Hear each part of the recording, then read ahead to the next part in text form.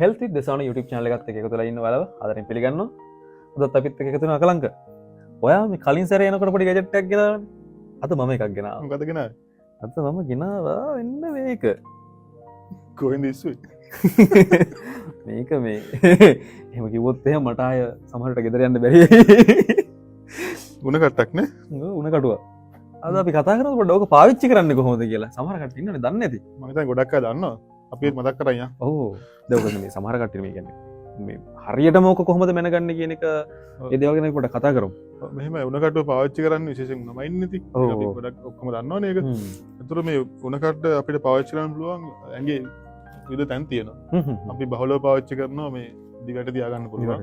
ඊට පස්සේ කිහිල්ල තියාගන්න පුළුවන්. ඊට පස්සේ පොඩි ළමයට ඔන්න අපිට ගුණ මාර්ගය පාවිච්චි කරන්න පුළුවන්. ඊට පස්සේ අපිට කනේ තියන්න පුළුවන්. කනේ තියන්න පුළුවන්. ඔව් පුළුවන්. එතකොට මේ අපි සාමාන්‍යයෙන් කියන්නේ අපි කෝ ටෙම්පරේචර් එක තමයි ඉන්නේ ඇඟේ. සාමාන්‍ය උෂ්ණත්වය. ඔව් සාමාන්‍යයෙන් ඇඟේ කෝ ටෙම්පරේචර් කියන්නේ ඇඟේ දැන් අපි මේක මෙතන තියාගත්තොත් අපි ඇඟේ සම්පූර්ණ ඇඟ ඇතුලේ උෂ්ණත්වය එන්නේ නැහැ. ඒතකොට ඇඟේ මධ්‍ය උෂ්ණත්වය වගේ තමයි අපි මයින්න ඕනේ. මට හරියටම සිංහලෙන් කියන වචන මතක නැහැ ඒකට. එතකොට මේක පාවිච්චි කරන විදිහනේ වාහුනේ. ඔව්. මේක මෙහෙමයි.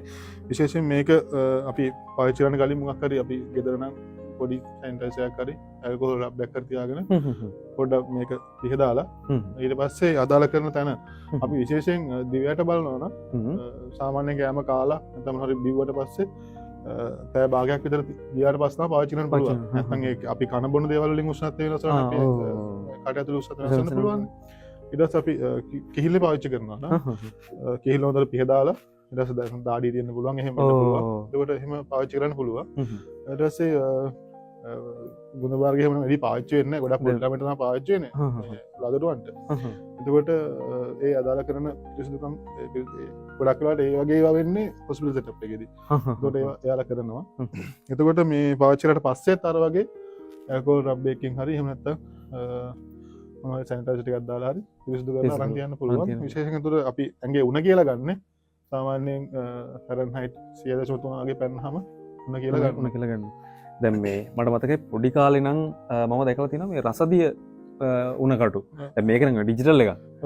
ඒවා ඉතින් මේ පොඩ්ඩක් ඔය දිවයට තියාගන්න එක පොඩ්ඩක් බයනේ. දැන් පොඩි ළමයින්ගේ නම් ඇත්තටම දිවයට තියන්නේ නැහනේ. මේ රසදියේ වගේ පාවිච්චි කරනකොට කොයි වගේද? ඒතර මම තාය දැකලා තියෙනවා දැන් කොවිඩ් කාලේ අපි මේ ගන්න එකක් වගේ පොඩි මේ තර්මෝමීටර් එකක් තිබ්බා. මේ ඔය වගේ තියෙන මේ කියන්නේ පහසුව. එතකොට මේ ඔය වගේ තියෙන වෙනස්කම් මොනවද? විශේෂයෙන් මේක අපි ඩිජිටල් තර්මෝමීටර් එකක්. එතකොට මේක අපි පාවිච්චි කරද්දී අපිට මේකේ සංවේදීතාවය ඉතා වැඩි. රස දෙයකට වඩා මේකේ නිරවද්‍යතාවයත් ඉතා වැඩි. එතකොට මේක අපි තියාගත්තාට පස්සේ අදාළ කරන ඒක අපි කියනවා යම්කිසි නියමිත උෂ්ණත්ව මට්ටමකට නියත උෂ්ණත්ව මට්ටමකට ආවට පස්සේ මේක අපි පොඩි බීප් සවුන්ඩ් එකකින් මේක ඉන්ඩිකේට් කරනවා. එතකොට අපිට අර රසදියක වගේ බලන් ඉන්න උවමනාවක් නැහැ නියත මට්ටමකට එනකම්. ඒතර මේකෙන් දැනගන්න පුළුවන් මේ අදාළ කරන නියත උෂ්ණත්වය ලැබිලා තියෙන මේක තමයි අපේ ඇඟේ උෂ්ණත්වය කියන්නේ. දැන් අකලංක කිව්වේ මේ ෆැරන්හයිට් 100.3ට වැඩිනොත් එහෙම අපි සාමාන්‍ය සලකන්නේ මේ උණ තියෙනවා කියලා. එතකොට අපි කලින් වීඩියෝස් වල කතා කරා ඩෙන්ගු ගැන එහෙම කතා කරද්දී මේ ඒ වගේ වෙලාවලට ඉතින් ඇත්තටම ප්‍රයෝජනවත් උපකරණයක්.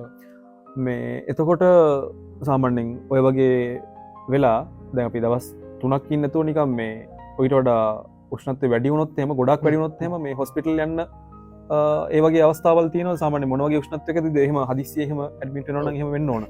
සාමාන්‍ය උණක් ඇවිල්ලා අපිට ගෙදරින් සාමාන්‍යයෙන් අම්මලා මේ ගොඩක් වෙලාවට පාවිච්චි කරන පොඩි ළමයිටනේ. එතකොට එයාලට අපිට පෙන්ඩෝල් සිරප් එක හරි එහෙම පාවිච්චි කරලා සාමාන්‍ය උණක් ආවට පස්සේ උණ බහිනවා නම් පෙන්ඩෝල් සිරප් එකට උණ අඩු වෙනවා නම් ප්‍රශ්නයක් වෙන්නේ නැහැ. ඒ නැතුව තද බල උණක් සැරෙන් සැරේට එනවා නම් ළමයා වේවුලන්න ගන්නවා වගේ නම් අපිට ගොඩක් තේරෙනවා නම් ළමයට ගොඩක් උණ වගේ කියලා. එහෙම නැත්නම් දවස් 3කටත් වඩා උණ තියෙනවා නම් වගේ නැත්නම් විශේෂ වෙන රෝග ලක්ෂණත් එක්කම උණ එනවා නම් අපි අනිවාර්යෙන් වෛද්‍යවරයෙක් හම් වෙන්න ඕනේ. උණ කට්ටක් තියෙන එකේ ප්‍රයෝජනය තමයි අපිට හරියටම දැනගන්න පුළුවන් මේ ළමයාගේ කොච්චර උෂ්ණත්වය තිබ්බද කියලා. සහ අපිට වෛද්‍යවරයෙක් හම්බුනහම කියන්න පුළුවන් මෙහෙමයි ඩොක්ටර් මෙච්චර ගෙදරදී මෙච්චර උණ තිබ්බා කියලා. thank you අකලංක අද අපිව දැනුවත් කරාට. ඉතින් ඔයාලට ගෙදරදී උණ මැනගන්න උණ කටුවක් තියෙනවා නම් ඔයාලා දැන් හරියටම තේරෙනවා ඇති කොහොමද උණ කටුව පාවිච්චි කරලා උණ මැනගන්නේ කියලා. ඒ වගේම ගෙදරදී උණ දිගටම තියෙනවා නම් මේකෙන් මැනලා ඒවා නෝට් කරගෙන තියාගෙන ඉඳලා ඩොක්ටර් හම්බෙන්න යනකොට ඒ දේවල් මෙන්න මේ වෙලාවේදී මේ වගේ වුණ තිබ්බ කියලා කියනවනම් ඒක ડોක්ටර්ට උදව් වෙනවා අනිවාර්යයෙන්. වගේ ඒ අදාළ කෙනාට ප්‍රතිකාර කරන්න එහෙනම් thank you අකලංක අපි ආයෙ වීඩියෝ එකකින් හමුවෙමු thank you එන්න කිව්වට මේක තිබ්බ තැනින් තියන්න.